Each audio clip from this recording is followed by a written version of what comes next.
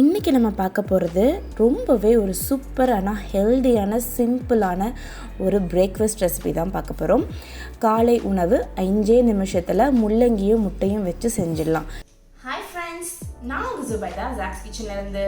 இது உங்களுக்கான சேனல் நமது மொழியில். ஃப்ரெண்ட்ஸ், இன்றைக்கி ஒரு சூப்பரான ரெசிபி தான் பார்க்க போகிறோம். அது எப்படி சேர்த்துன்னு வாங்க பார்த்துடலாம். இந்த ரெசிப்பியில் ரொம்ப நிறையெல்லாம் பொருட்கள் தேவையே இல்லை. முள்ளங்கி முட்டை அவ்வளோதான் ஃப்ரெண்ட்ஸ். இப்போ ஃபஸ்ட்டு முள்ளங்கியில் இருக்க மேல் பகுதியை கட் பண்ணிவிட்டு அப்புறம் தோல் சீச்சு எடுத்துக்கலாம். தோல் நல்லா சீச்சதுக்கப்புறம் இப்போ நம்ம இதை நல்லா கிரேட் பண்ணி எடுத்துக்க போகிறோம். இதை துருவி இந்த மாதிரி எடுத்துக்கோங்க. துருவி எடுத்ததுக்கப்புறம் இதை கையிலேயே லைட்டாக பிழிஞ்சிங்க அப்படின்னா அதில் இருக்க சாறு தனியாக வந்துடும். ஸோ இந்த மாதிரி லைட்டாக பிழிஞ்சு அதோடைய சாரெல்லாம் தனியாக எடுத்துகிட்டு அந்த முள்ளங்கி துருவலை மட்டும் நம்ம தனியாக ஒரு பவுலில் எடுத்து வச்சிடலாம். இப்போது இந்த சாரை நம்ம தூக்கி போடணும்னு தேவையில்லை. ஏன்னா இதில் நிறைய சத்துக்கள் இருக்குது.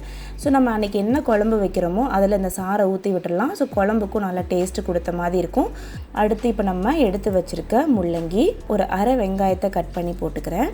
அடுத்து ஒரு அரை ஸ்பூன் சீரகம், சுவைக்கேற்ப உப்பு, கொஞ்சமாக காரத்துக்கு தகுந்த மாதிரி மிளகாய்த்தூள், அதுக்கப்புறம் பேக்கிங் சோடா கொஞ்சமாக, அதுக்கப்புறம் பார்த்திங்கன்னா இதில் ஒரு 3 டேபிள் ஸ்பூன் அளவுக்கு கடலை மாவு போட்டுட்டு ஒரு முட்டையும் உடச்சி ஊற்றி இதை நல்லா ஒன்று சொன்னாப்பில் கலந்துக்கலாம். ரொம்பவே சிம்பிளான இன்க்ரீடியன்ட் தான். எல்லா பொருட்களுமே நம்ம வீட்டில் இருக்கிற பொருள் தான். இதை டக்குன்னு செஞ்சு கொடுத்துடலாம். இதோட ஒரு தயிர் மட்டும் வச்சு தொட்டு சாப்பிட்டா போதும், அவ்வளோ நல்லாயிருக்கும்.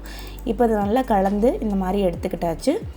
இப்போது நான் ஒரு பேனை லைட்டாக சூடு பண்ணிவிட்டு அதில் கொஞ்சமாக எண்ணெய் தடவிட்டு அதுக்கப்புறம் இதை நான் ஒரு ஸ்கொயர் ஷேப்பில் வைக்க போகிறேன். உங்களுக்கு என்ன ஷேப்பில் வேணுமோ நீங்கள் வச்சுக்கலாம். அதை தோசை அடை மாதிரி கூட பெருசாக கூட ஊற்றிக்கலாம். நான் இன்றைக்கி குட்டி குட்டியாக தான் கட் பண்ண போகிறேன்.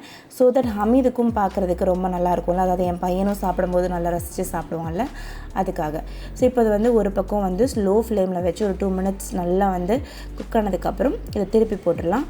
திருப்பி போட்டு அடுத்த பக்கமும் குக் ஆகட்டும். அதுக்கப்புறம் எடுத்து வச்சிடலாம். இது ஒரு ஸ்நாக்ஸ் பாக்ஸ்க்கு கூட நீங்கள் கட்டி கொடுக்கலாம். அதே மாதிரி ரொம்ப ஹெல்த்தியான ரெசிபியும் கூட. முட்டையில் நிறைய ப்ரோட்டீன் இருக்குது. முள்ளங்கி அவ்வளோ சீக்கிரமாக குழந்தைங்க வீட்டில் இருக்கவங்களாம் சாப்பிட மாட்டாங்க. சாம்பாரில் போட்டால் கூட ஓரமாக ஒதுக்கி வச்சு சாப்பிட்றவங்க தான் நிறைய பேர். இப்படி செஞ்சு கொடுத்தீங்கன்னா முள்ளங்கி சேர்த்துருக்கீங்க அப்படின்றதே சுத்தமாக தெரியாது. ஸோ இந்த ரெசிபியை கண்டிப்பாக ட்ரை பண்ணி பாருங்கள். ஸோ இந்த ரெசிபியை கண்டிப்பாக ட்ரை பண்ணி பாருங்கள். ட்ரை பண்ணி பார்த்துட்டு எப்படி வந்திருக்கு அப்படின்ற உங்களுடைய கருத்தை மறக்காமல் கமெண்ட் செக்ஷனில் சொல்லுங்கள். இந்த வீடியோ பிடிச்சிருந்தது அப்படின்னா மறக்காமல் அந்த லைக் பட்டனை கிளிக் பண்ணிவிடுங்க. நம்ம சேனல் நீங்கள் இது வரைக்கும் சப்ஸ்கிரைப் பண்ணலைன்னா மறக்காமல் சப்ஸ்கிரைப் பண்ணிக்கோங்க. பக்கத்தில் இருக்க பெல் பட்டனையும் மறக்காமல் கிளிக் பண்ணிக்கோங்க.